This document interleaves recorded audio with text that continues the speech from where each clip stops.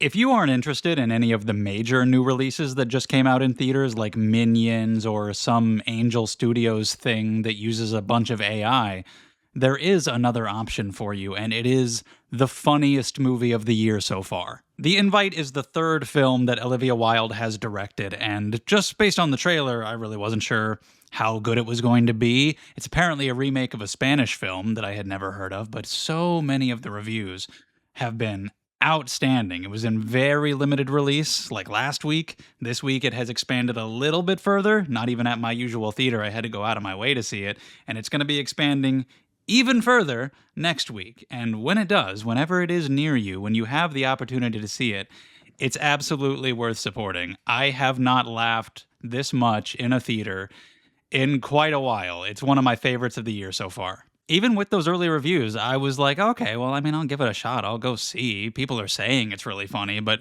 man, I was shocked just how consistently I and so many of the other people in my theater were laughing at this. You have Seth Rogen and Olivia Wilde, who have been married for a long time.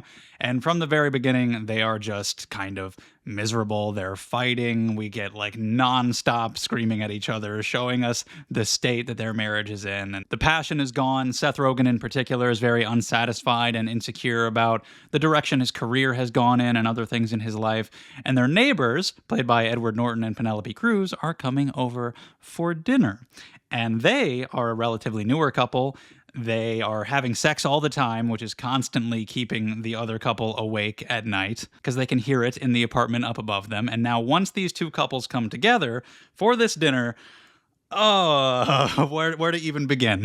Secrets are revealed, drama is hashed out, invitations are made. There's a lot of discussion about sex and sexuality and who may want to have sex with who and who may gonna have sex with who.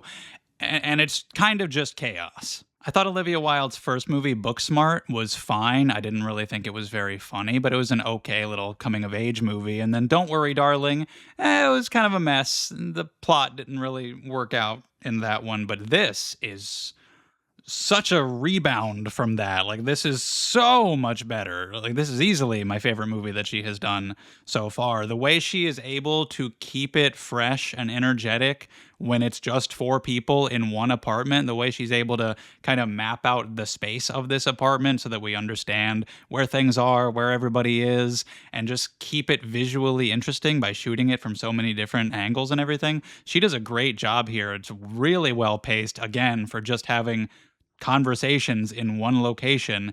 It really moves. It's never dull by any means. The music is really good. It's always this like tense string score that constantly ratchets up and gets louder throughout pretty much the entire movie. And all four of these actors are just fantastic, and they're so funny. I mean, Seth Rogen, you obviously expect to have a lot of the comedic lines, and he does, but he really nails the dramatic stuff too. And everybody else is really funny. Like Olivia Wilde is one of the more entertaining characters. Like, I can't even say that because they all are, but just the dynamics that they all have amongst each other, like Penelope Cruz, Edward Norton, when you get to learn more about these characters and how different each couple is from the other, but they also have these hidden sides to them that you don't fully expect. You have a lot of laughs, but the movie also takes the time to really delve into who they are. And there's a little bit of exaggeration there. There's like a little bit of ridiculousness because it is a comedy, but they do feel mostly like real people. They feel like they are well-rounded. And it balances those tones really well. There'll be long stretches where I'm just laughing over and over again. And then another long stretch where nobody is laughing. We are just sitting there having quiet moments, angry at each other, dwelling on some terrible things that people have said to one another, and it's very serious, and they feel like they go together. They feel like they fit well in the same movie. And it also keeps it unpredictable because even though I have a general idea of where the evening is going to go for these characters, I don't know how the movie is going to handle it. For all I know, everything could go great and we could have a heartwarming ending. Everything could be an absolute disaster, like worse than I could even imagine. And if that happens, it could be a funny disaster, or they could treat it very seriously, and either one would be fitting with the tone this movie establishes, and I think it just balances all of that really well. Like, there's a scene where two characters are standing straight, very close to each other. That's all that's happening on the screen, But I was just cracking up because of the context in the story at that point, and holding on that shot of nothing actually happening, just characters standing there, was bringing out laughter. Because it just does such a good job at establishing these characters and these relationships, and the situations they end up getting themselves into are just really funny. There's a lot of comedic tension and dramatic tension as we're really not sure how Olivia Wilde and Seth Rogen's relationship is going to fare after this evening. They're at a spot where are they just staying together because they have a daughter? Are they just staying together because it's what they're used to? Is that what's right for them? And that's something that a lot of people can definitely relate to when it's time to end a relationship, and just the spark being gone after a while. And with Seth Rogen's character, how he feels so insecure about all these things in his life, and how he's kind of creating a lot of that misery for himself, though, because they're things that other people are not actually judging him for, but he is very hard on himself for. And there are even things that he likes to do that he just doesn't do anymore because they remind him too much of like the glory days. But he could do them and they would probably bring him joy today, but he just doesn't, and he brings a lot of that on himself. And so it's all these characters working out their issues kind of inadvertently through this weird, possibly sexual meetup with the neighbors that they didn't really want to have in the first place. A lot of very awkward conversations, weird encounters, ends up being a potential therapy session for them where you don't really know, is it going to work out, and is it going to lead them to the happiest possible conclusion, and what would that be? I was pretty caught off guard by this movie, even with the beginning when it's just Seth Rogen and Olivia Wilde and they're arguing so much.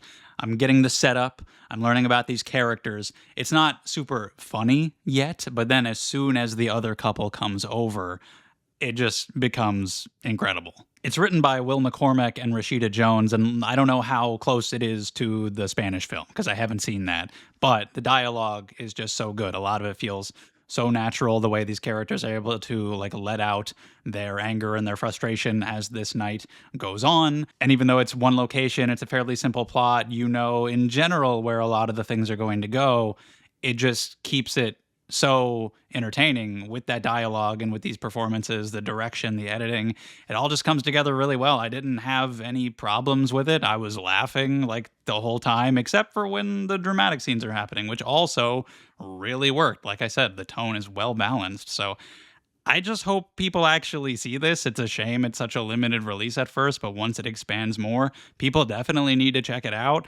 It is very much a dramedy. The drama is very heavy in there. It inspects these characters pretty deeply, but also if you just want a comedy, I think there's a lot of laughs here. If there's one thing I maybe could have used a little more with, it's the ending. It's a fitting ending. It makes sense. But as the final scene is happening, I realized, oh, okay, this is where the scene is going to go. This is how we're going to end it.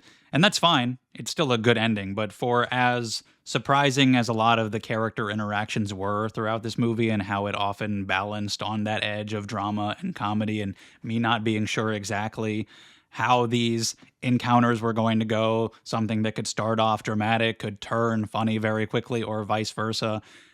This final scene was very much like, okay, I get it. I get what we're doing with the scene, but that's like not even really a complaint. Just if I had to make like one small change, I might have added a tiny bit more to the ending, but I had a really good time with this. I'm glad I went out of my way to go see it. But if you have seen it, leave your thoughts down in the comments. Did you like it as much as I did? If you haven't heard of it, I hope you check it out. Thank you so much for watching. If you enjoyed the video, leave a like, subscribe if you want to see more from me. I appreciate it, and I hope to see you next time.